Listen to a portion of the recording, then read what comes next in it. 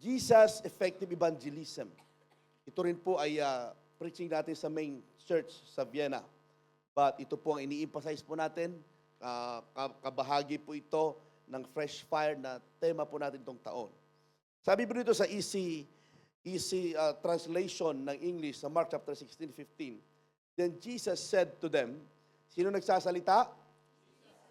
Kanino niya sinasabi? Sa kanila. Okay? Yung them dyan sa kanila, tayo po ito hanggang ngayon. Okay? At ang utos niya, go to all people, everywhere in the world. Yung mga kausap ni Jesus noon, mga disciples, mga followers niya, they obey. Sumunod. Kaya nakarating hanggang ngayon ang gospel ni Kristo. Amen? Paano na lang kung hindi sila sumunod? Baka wala rin tayong church na kagaya nito. Wala rin tayong kaalaman patungkol sa Biblia, sa salvation. Kaya nasa atin ngayon yung bola ng pagsunod sa Panginoon. Everywhere in the world, tell God's good news. Pagsabi good news. Kanino daw? To everyone. Pagsabi everyone. Pilipino, Amerikano, Swiso, kahit everyone, sino man na handang tumanggap, available, at dinadala ng Diyos sa atin na bahaginan ng magandang balita, ay ibibigay natin ito sa kanila. Huwag po tayong mamimili, kaya narinig tayo kay Kuya Henry, narinig natin kay Pastora Cathy kanina, na kahit yung kaaway mo, bahaginan mo ng salvation. Amen? Kaya ka nandito, may nag-invite sa'yo. Kaya ka nandito, may nag-share sa'yo ng gospel. Amen? Hindi tayo mapapagod na gumawa ng mabuti at ang pagbabahagi ng salita ng Diyos ay isang mabuting bagay. Actually, sinabi ni Paul, hindi ko kinakahiya ang salita ng Diyos, ang gospel, dahil ito ay kapangyarihan para maligtas ang tao. Pagkatapos, basahin nyo naman po sa Tagalog. 1, 2, 3, go.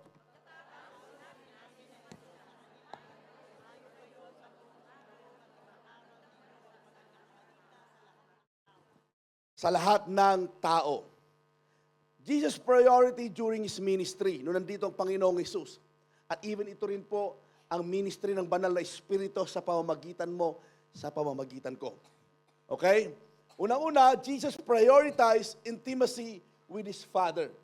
Pangalawa, Jesus reached out to people.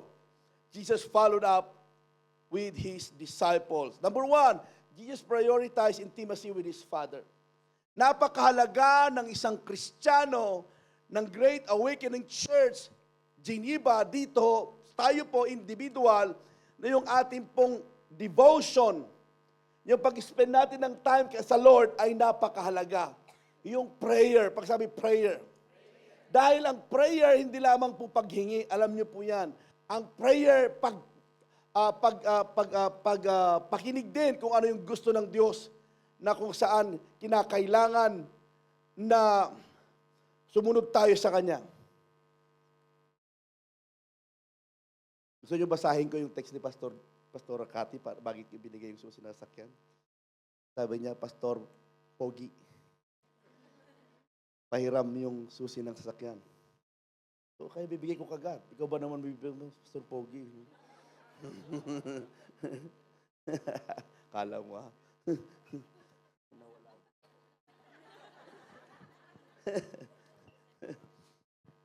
Sabi niya sa Mark chapter 1:35, very early in the morning, he went off to solitary place where he prayed. Si Jesus nagpipray. Tayo pa kaya? Kaya napakahalaga mga kapatid yung pagsama sa prayer. Napakahalaga yung pagsama sa mga gawain. Napakahalaga yung personal na devotion mo sa Panginoon. Yung sarili mo, yung binabasa mo, may devotion ka, binimeditate mo yung salita ng Diyos.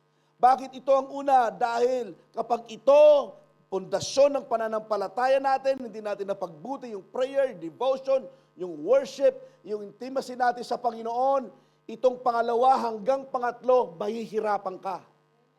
Lakas mo na lang ang mangyayari dito. Okay? Naunawa po ba natin? Kaya nga, loving God, pakisabi, loving God, loving people. Mahal ba natin ang Diyos? Kinakausap ba natin ang Diyos? Ang isang mag-asawa kapag hindi nag-uusap, may problema. Ang isang Kristiyano na hindi nagnanalangin, may problema. At sisiguraduhin ko, hindi si Lord ang problema, ikaw. Amen. Lahat ng tinatamaan, magtaas ng kamay. Yeah? Lahat po tayo ay hindi exempted po dito. Mapapastor, leader, lahat po tayo. Napakahalaga yung commitment natin sa Panginoon. Yung intimacy natin sa Diyos.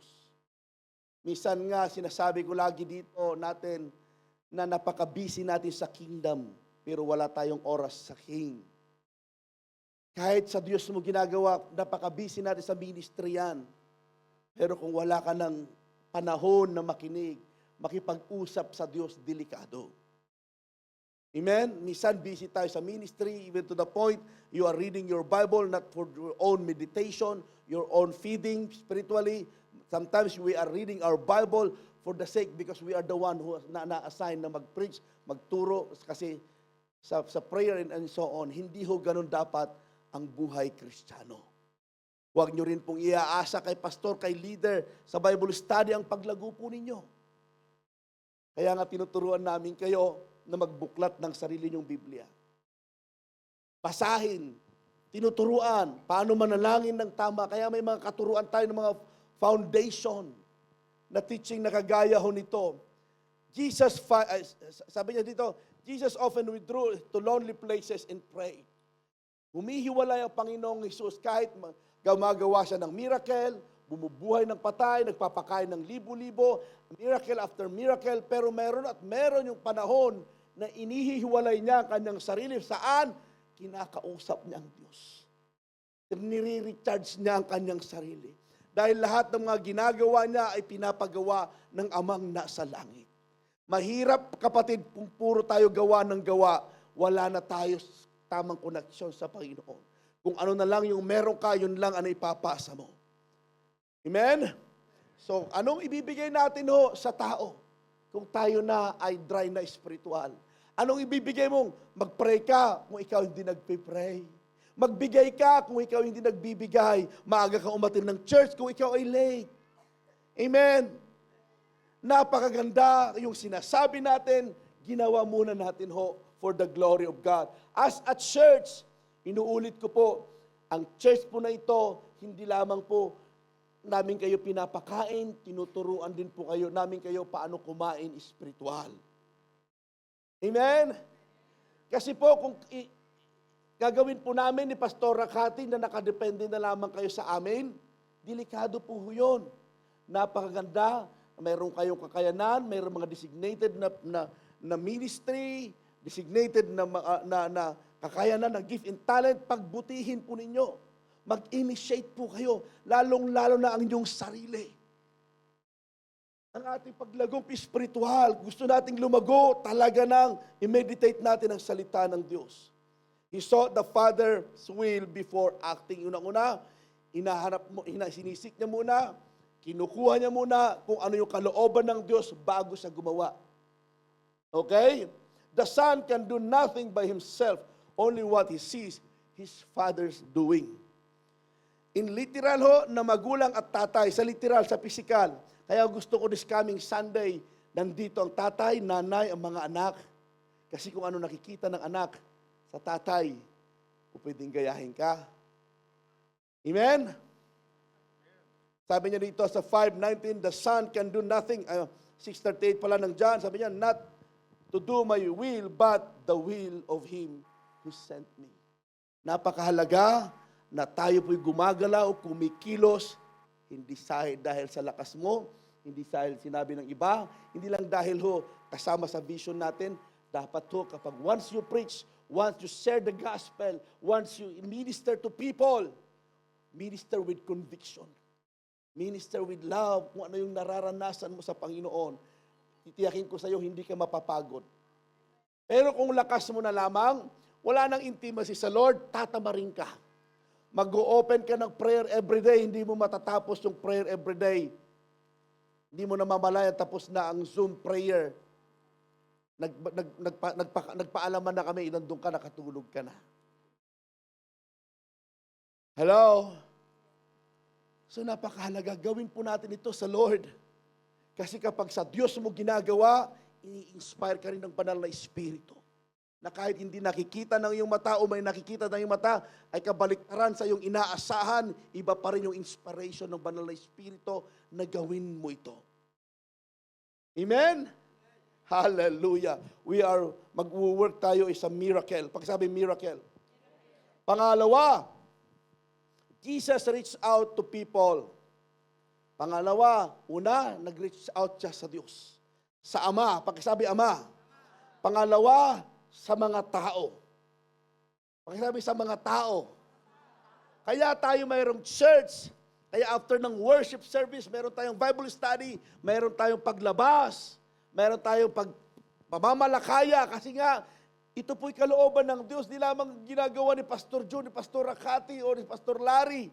Ito po'y utos ng Diyos. Masarap po mag-ministry. Karamihan gusto mag-ministry.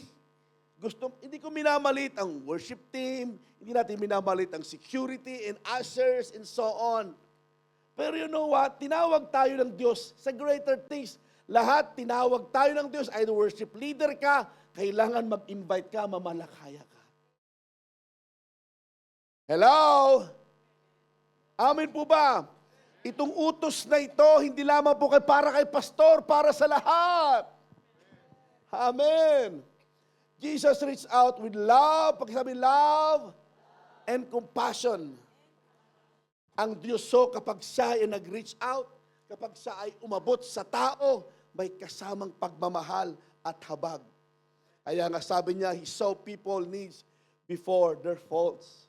Kapag nakita mo ang kabataan, nakita mo ang kalalakihan, kababaihan, na wala pa sa Lord, nakita mo ang kanilang buhay ay hindi naaakma sa paglakad nila sa Diyos, huwag mo munang tignan yun, tignan mo muna sila kung paano sila tinitignan ng Panginoon. Ang church po natin, ang Kristiyano, ang pastor, ay ang bahagi namin, mahalin namin kayo. Ibahagi ang salita ng Diyos. Alagaan namin kayo, tulungan namin kayo. Hindi po natin bahagi as church ang manghusga, ang maging judge. Ang Diyos po ang may bahagi ng judgment. Amen? Sabihin mo sa katabi mo, kapatid, ang bahagi mo, mahalin ang tao, hindi para husgahan. Amen po ba? Mayroong tinatawag na pagtuwid, pagtuturo dahil nagmamahal ka. Kapag nagmamahal ka, hindi mo matiis na yung kasama mo, kapatid mo, kakilala mo, kaibigan mo, napapahamak na hindi mo na siya kinukorek. Pag mahal mo ang kaibigan mo, i-correct mo ito ng may pagmamahal. Huwag kang pupunta sa pagko-compromise. Okay? When he saw the crowds, he had compassion on them. He touched the untouchable. Ibig sabihin, kahit yung may leprosy na may sakit na ketong na nilalampasan, hindi mo siya binibigyan ng pagkakataon, pero si Jesus, tinouch niya ito. Sa panahon na yun, bawal ang hipuin ang isang may ketong dahil po pwede mahawa ka.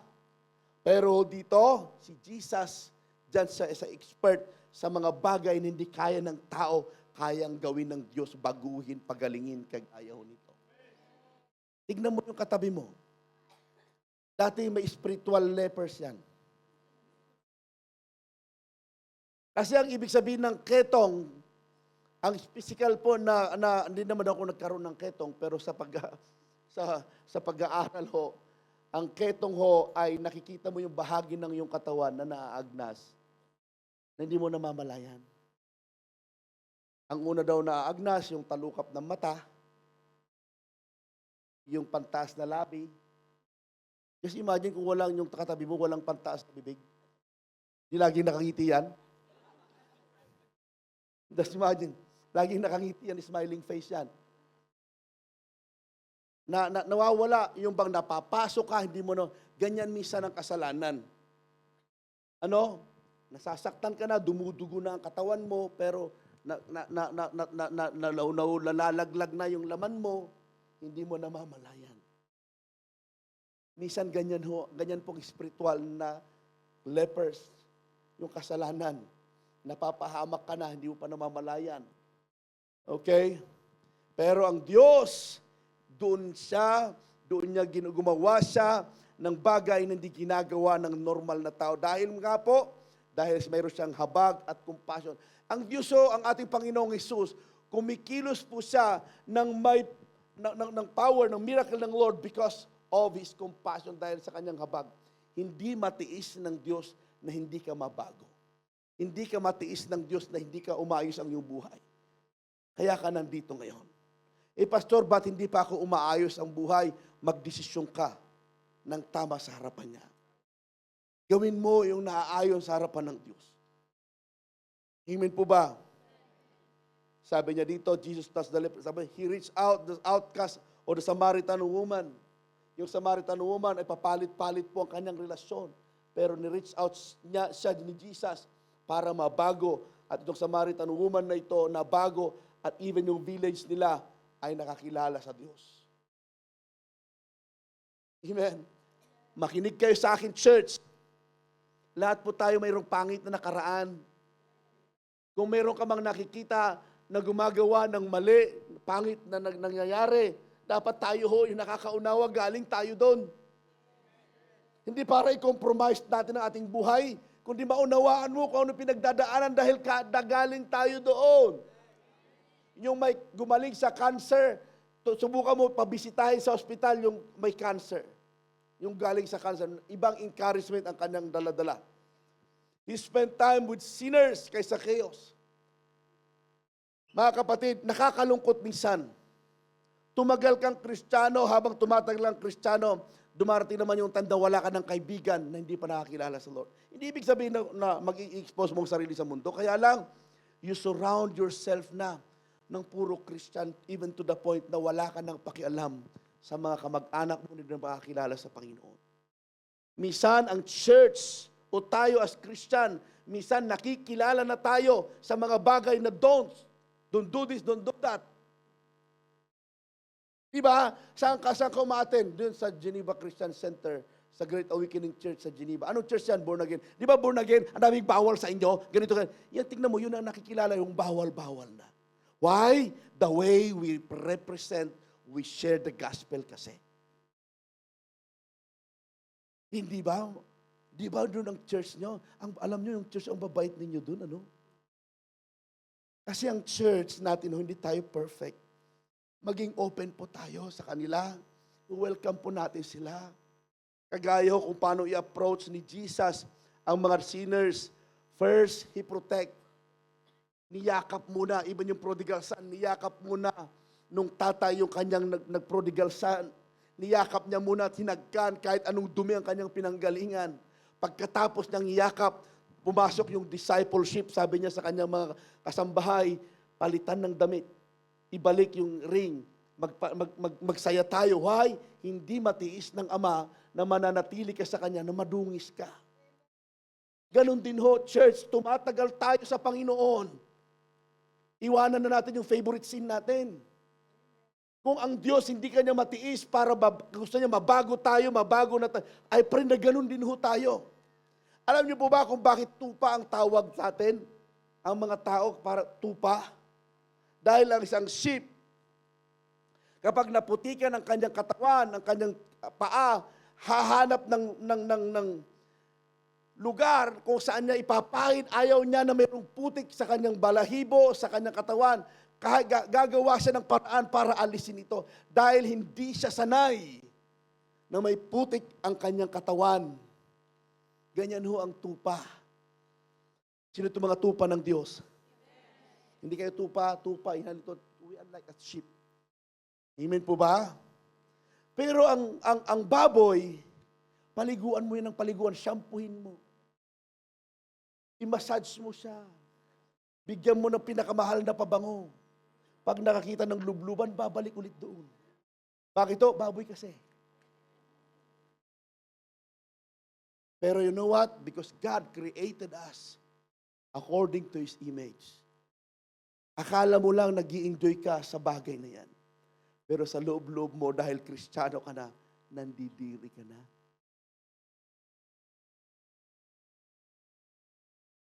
Hello. Tapikin mo yung balikat ng katabi mo. Sabi mo sa kanya, huwag kang matutulog, ha?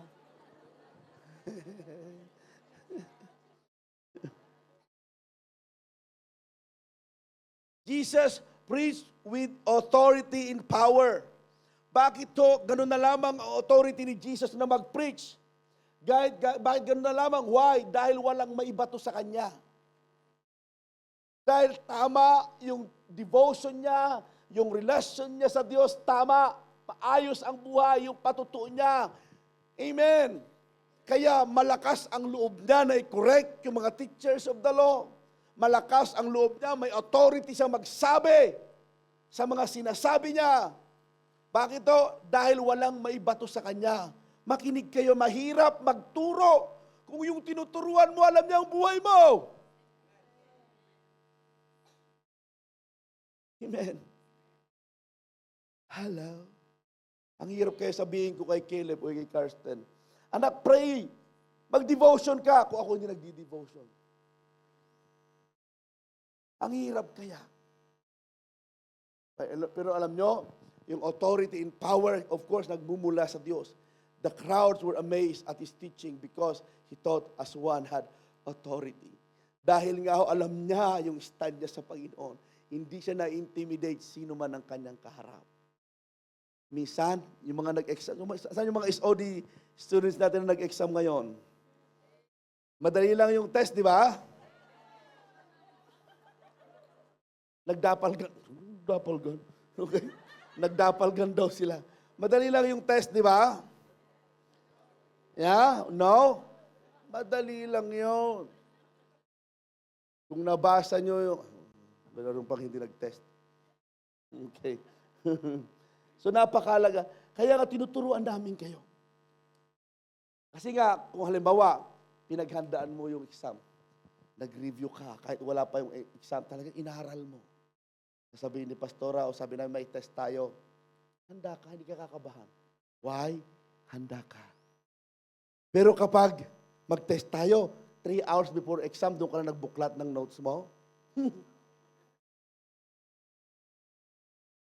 Amen? Jesus spoke to grace with grace and truth. Sabi niya, John chapter 1:14, full of grace and truth. Grace to forgive. Neither I condemn you, sabi ni Jesus, John 8:11. Ang grace ay pagpapatawad. Kaya si Jesus mismo pinapatawad niya, hindi lamang niya pinapagaling, pinapatawad pa. Yung may mga karamdaman, may mga kasalanan. Napakahalaga po ito. Ang katotohanan naman po, to transform yung 8:32, you will know the truth and the truth will set you free. Malalaya ka lamang kung nakita mo ang katotohanan na kailangan mo si Lord. Nakita mo ang katotohanan na ikaw ay mali ang yung dinadaanan mong landasin, kailangan mo magbalik loob sa Panginoon. Lalaya ka kung tanggapin mo yung katotohanan na yan. Yeah, mahirap po mag-pretend. Bible characters who reach others for Christ, hindi lamang po si Jesus, even po yung mga disciples, first thing he did, he bring his brother Peter. Si Andrew, nung nakakilala sa Panginoon, ang una niyang dinala, kapatid niya. Sabihin mo sa katabi mo, kapatid, may nadala ka na ba kay Lord? Meron, pastor, ang dala ko kay Lord, problema. I mean, na tao. Ano? Pastor, hindi ko kaya. Sinubukan mo na ba? Nagtataka ako minsan, magkaroon tayo ng prayer of 3. Wala ka man lang maisulat na prayer of 3. Wala kang kaibigan, na wala kang kakilala. Even yung employer mo, ayaw mong ilagay sa prayer of 3. Ipanalangin lang muna. Wala, pastor, talaga ako ipapanalangin eh. Wala.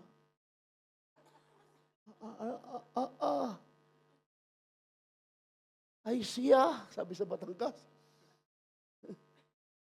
Sasabihin, anak, wala ka naman palang ipapanalangin na.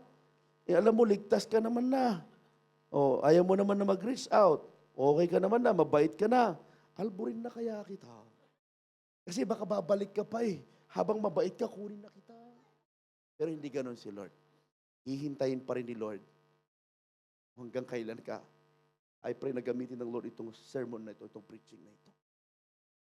Mahabag naman po kayo sa mga tao sa paligid po. Inuulit ko, galing po tayo sa buhay na malayo sa Diyos. Napakahirap. Yung alam mong mayroong Diyos, pero alam mo hindi mo siya kakampi. Yung alam mong mayroong Diyos, pero duguan ng puso mo, tinatakpan mo na lamang ito ng mga bagay-bagay, ng mga material things, nagpaganda ka na lang, o ano talagang inayos mo outside, pero sa loob-loob mo, empty ka. Ang hirap kaya nung gano'n. Sino yung galing sa ganung buhay? Taas ang kamay. Yung pinupuri ka ng mga barkada mo, kaibigan mo, kapamilya mo, ang yaman-yaman mo na. Galing nga, galing nga, galing nga, galing nga. Pero dahil wala ka ba kay Lord, pero di nila alam. Empty ang loob mo. Yes, may Swiss franc ka. Yes, may mga napundar ka. Pero alam mo, parang mayroon ka pang hinahanap. Na even to the point, nakakatikim ka na ng drugs. Napupunta ka na sa relationship after relationship kasi akala mo doon masusumpungan. Pero nung nakilala mo si Lord, sabi mo sa Kanya, Lord, sana noong ko pa kita nakilala. Sana noon pa ako nagseryoso. Hindi sana ako nasaktan, hindi rin ako nakasakit ng iba. Sino yung ganon? Amen po ba? Lahat po tayo galing doon. Kaya kung meron tayong mga kilala, kaya nga sabi dito, mag-reach out tayo, tingnan natin yung pangangailangan, hindi yung pagkakamali. Kaya, si Philip told Nathanael about Jesus. Si Paul, missionary to the Gentiles, reason we have most of the New Testament sa Acts chapter 13 hanggang 28. The woman of the well, yung Samaritan yun po yan. Ang tools po natin na ginagamit to, ano po yung ituturo ito sa ating SOD, at i-review natin lahat ng bawat isa na nag-graduate din dito, yung one verse evangelism. Isang verse lang ang gagamitin natin para mag-share ng gospel. Ang hirap, pastor, kapatid. Kung may puso ka sa iba, may puso tayo, kung tama yung number 1 points natin, yung alignment natin sa Diyos, madali po ito. Pero kung hindi tayo babad, hindi wala tayong karanasan sa Panginoon, lahat ng mga ituturo ko nito, hindi hirap kang makatanggap. And I pray ngayong oras na ito, as a church, ay tignan po natin kung anong po pwede natin gawin para naman po sa iba. Too much self na po kasi tayo. Puro sa atin na lang, sarili na lang natin. Number 3, this is the last one. Jesus followed up with His disciples. Kaya sino yung mga first time guest natin ngayon? Taas ang kamay. Kanina yung mga first time doon. Wow, yung kasama natin. Sino pa? Taas. Yan. Yan. Palakpakan po natin ang ating first time. Hindi lamang po nagkataon na nandito kayo. Intentional talaga namin kayong in-invite. At marami pang naging first time natin. Pero alam nyo, 2, 3, 5, 10 ang first time natin. Pero tignan nyo yung bilang natin. Yung every Sunday, nagtatry talaga tayo na mag-invite. Puno talaga ito. Kaya lang, wala talaga sa list natin, to-do list natin. Wala. To-do list natin, Monday, si Madam. Tuesday, Madam na naman. Madam naman. Pagdating sa Madam-dama. Ano yung Madam-dama sa Ilocano? Mamaya na. Okay. Sabi niya, napakahalaga kaya yung ating mga first-time guest. Huwag kayong magtaka kung makaka-receive kayo ng message, call from us or from our leaders. Bahagi po yun ng pagpa-follow up. Hindi para gusto namin kayo talagang sumali sa church dahil concerned kami sa iyo. Gusto namin kayo pang matulungan, maglumago sa Diyos. Wala kaming ibang intensyon kung bakit namin kayo in-invite, kundi gusto namin kayong ilapit sa Diyos. May relasyon na ako sa Panginoon. That's good kung mayroon na kayong relasyon. But we, as your brothers, as a family of Christ, nandito kami. Open arms, magtulungan tayo. At gusto namin kayong makitang nagtatagumpay. Si Jesus followed up Peter. Nung nagkamali si Peter, finalo up niya. Kaya nanumbalik si Peter. Si Jesus nag-follow up with Thomas. Kaya mga kapatid, napakahalaga yung follow up. Pag finalo up natin, anong kumusta na? Kaya i-strengthen pa natin as a church yung recording po natin. Kasi wala tayo kasi nakikita. Amen. I-strengthen natin yung team. Kumusta yung mga first time guest natin nung Mother's Day? Kumusta yung mga first time, yung mga umattend? I-follow up natin. Napakahalaga. Di ba tayo nung umattend tayo, first time natin umattend sa church, tapos wala nang nag-hi hello sa'yo? Nahihirapan ka nang bumalik. Halimbawa, ano pangalan ni kaibigan mo, James? Si Dwayne Wade. Kaya pala yung move niya ng basketball kanina.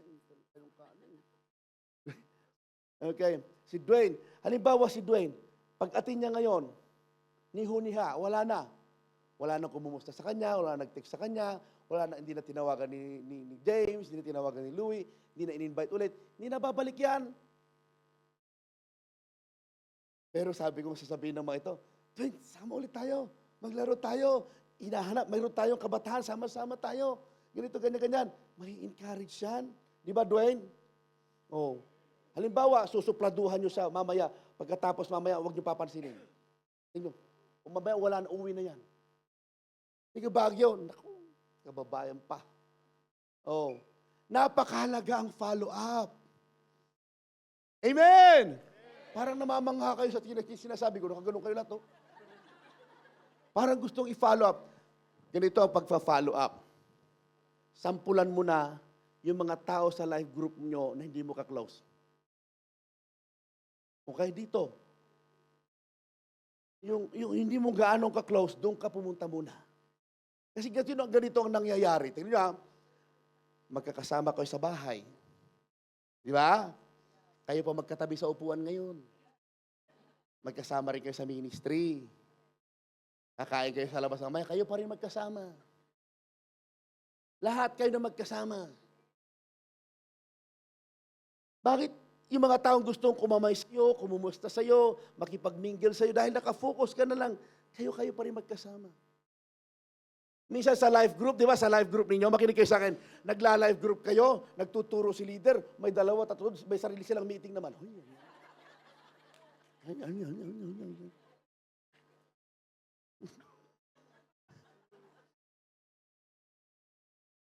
Amen! What if, kapag nagla-live group, katabi mo naman yung hindi mo ganong ka-close. Eh kung si leader hindi mo ka-close, di lumapit ka. Eh po ba? Ganun o, sampulan mo. Sampulan mo muna tawagan yung, ilang kayo halimbawa sa Women's 1, ilang kayo lahat? 99 yata kayo. Tawagan ninyo, Women's 12, tawagan nyo isa-isa. Ay, kumusta ka na, Sister Marie? Kung ako naman ay mabuti, gababay. Ang bilis naman, ano? Tawagan mo, kumustahin mo bawat isa. O, tignan mo. Ma-follow up mo siya. Ay, anong ginagawa mo? May time ka ba? O, text, message mo. Tapos kapag nasanay ka na sa group, tapos may first time guest, yun na, napag-practicean mo na.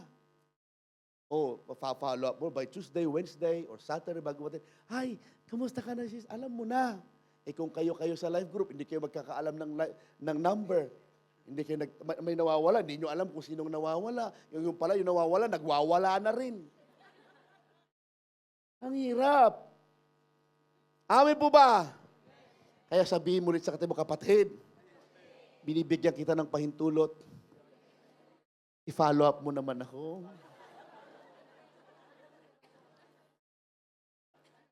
Amen. Yung tatawag ka lang na para mangumusta, hindi yung tatawag ka dahil mayroon ko ipapagawa, yung mangumusta ka. Amen? Okay.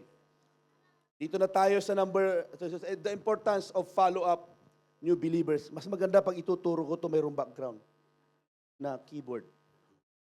Okay? Follow-up is a biblical mandate. Matthew 28:20.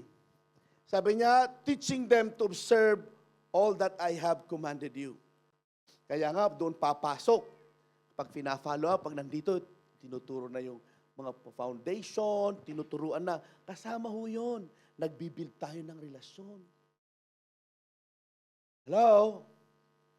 Naunawaan ibig sabihin? Halimbawa, itong dalawang magkatabi na ito. Si Dasha at saka si Dasho. Hindi, si EJ. Hindi, magkapatid sa Panginoon. Sila, close. Close kayo, di ba? Magkaaway ba kayo?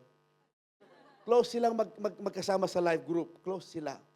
Dahil may na-build na relasyon bilang mag-sister sa Lord. One day, magkakaroon sila ng hindi pagkakaunawaan, pagkakasundo. Pahalagahan nila ang kanilang na-build na relasyon. Amen? Kaya minsan, hindi tayo nakakapag, kasi nga, magkakasama kayo sa life group for the sake lang ng teaching, ng preaching, ng pinag-aaralan. Pero kapag magkakasama ka sa life group, na-build ang relasyon, pag-aralan mo rin kung anong ugali ng bawat isa.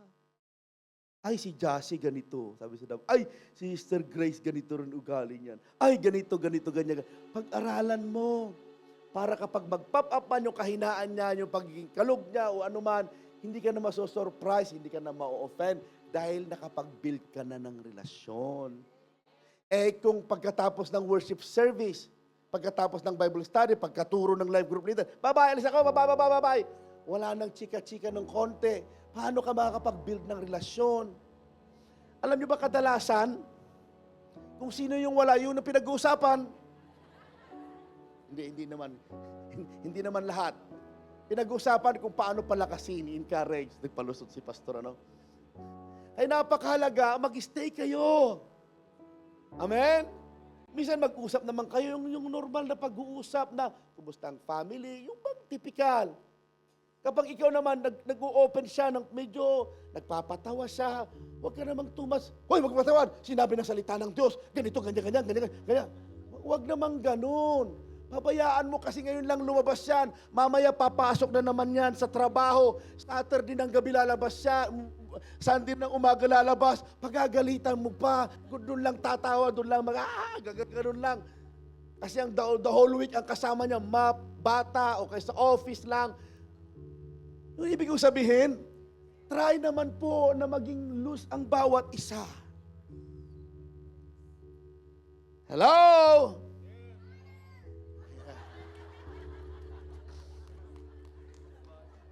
Galing ni Tamara. Okay. Buti pa si Tamara, nagre-respond na, hello, ganun siya. Follow-up provides spiritual nourishment. Napakaganda kaya kapag mag-follow up ka. Pero kapag kayo nag-follow up, huwag naman po yung iba-iba kung anong kinakausap, sinasabi. Uy, alam mo ba si ganito? Si ganito, hindi follow up yon. Chismis yun. Kapag to-follow up, kumusta ka na, sister? Ano bang may tutulong? I-open mo. At kapag nag-follow up ka, huwag lang ikaw ang salita ng salita. Pabayaan mo siya mag-pour out. Magsalita. Para habang nagsasalita siya, pagkatapos mo may follow-up, mag-usap, alam mo na siya kung paano ipag-pray. Dahil sa kanyang pananalita, doon mo na malalaman kung anong concern sa kanya. Amen? Pag lagi niyang bukang bibig patungkol sa pera, ipag-pray mo, Lord. Okay? Follow-up provides spiritual milk. Prayer, Bible teaching. Yan, yung follow-up po natin. Napakaganda kapag na-encourage natin yung iba. Follow-up builds a strong foundation. Si Jesus, nung nanlamig yung mga disciples, gumawa pa rin siya ng paraan para sila i-follow up. Lahat po tayo na panghihinaan ng loob. Kapag ikaw naman ang nanghina at fina-follow up, magpa-follow up ka naman. Huwag mo nang pahirapan si life group leader. Sabihin mo na, kailangan ko po ng tulong. Nag-i-struggle po ako, nanlalamig na po ako. Yan, para matulungan ka. Okay, yan. Tumayo po tayo lahat. Hallelujah, God. Para tayo nasa kumbento, Hallelujah.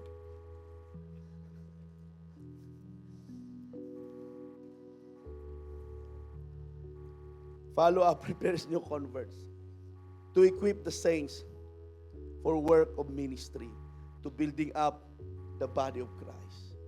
Pwede ba itong week na ito, sa life group, magtawagan po kayo? Hindi lamang si life group leader, ha? Isa sa assignment ninyo yun. Pagkatapos, pag nag-meet kayo ulit, ipakita nyo kung sino yung ano. I-allow po natin sila. Magkumustahan. I-follow up. Minsan hindi ko kaya.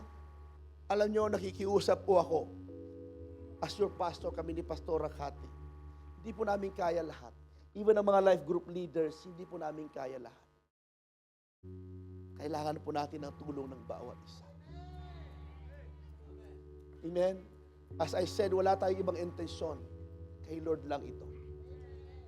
Kaya yung mga first time guest, yung mga bago, kung minsan nag-spend kami ng time sa inyo, tinatawagan kayo, kinukumusta, intentional po yun dahil concerned kami.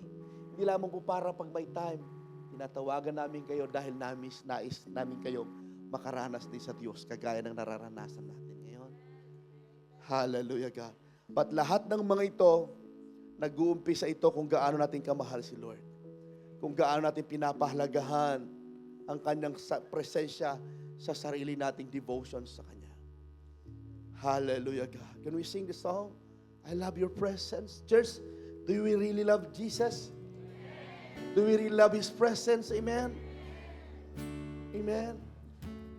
Kapag tayo nagsasama-sama at sinabi niya, He is in our midst, ang Diyos ay nasa ating kalagitnaan, please, ibigay natin yung honor and awe para sa Kanya. Ibigay natin yung nararapat na pagsamba, paggalang sa Kanya.